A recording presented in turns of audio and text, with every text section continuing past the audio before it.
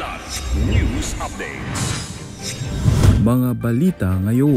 Pag-aresto kay dating Pangulong Rodrigo Duterte hakbang tungo sa hustisya ayon sa CBCP. AFP nangako sa bagong Japan's Defense Attaché na mas paiigtingin ang defense cooperation ng Pilipinas at Japan. Abdul Rauf Makakwa formal nang nanumpa bilang bagong Chief Minister ng BOR. Ako po si Cesar Soriano para ihatid ang mga nangungunang balita sa buong kapuluan.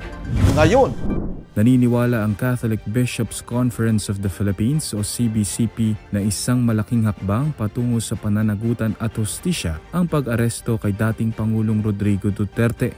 Ayon kay Kidapawan Bishop Jose Colin Bagaforo, matagal nang dapat naharap sa batas si Duterte dahil sa libo-libong napatay sa kanyang kampanya kontra droga.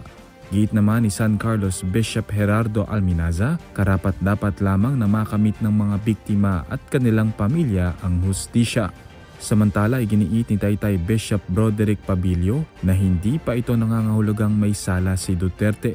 Ngunit isang pagkakataon upang malaman kung dapat siyang panagutin sa mga aligasyon. Ayon sa CBCP, hindi lang ito tungkol sa isang tao, kundi pangangalaga ng hustisya at pagpigil sa pag-ulit ng mga paglabag sa karapatang pantao.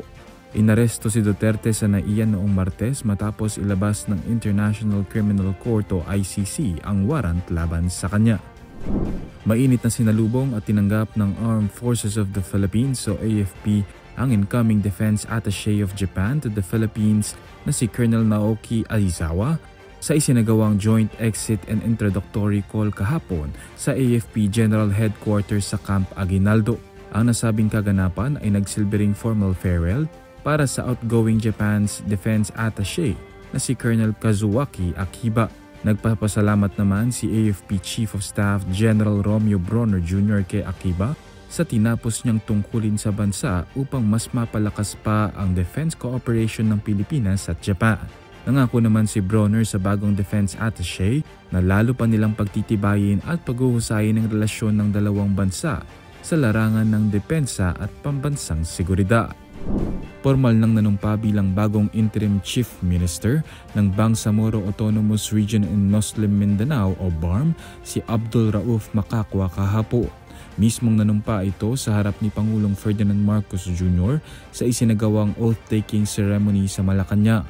Pinalitan ito bilang chairman si Ahod B. Murad Ibrahim na siya ring namumuno ng Moro Islamic Liberation Front o MILF.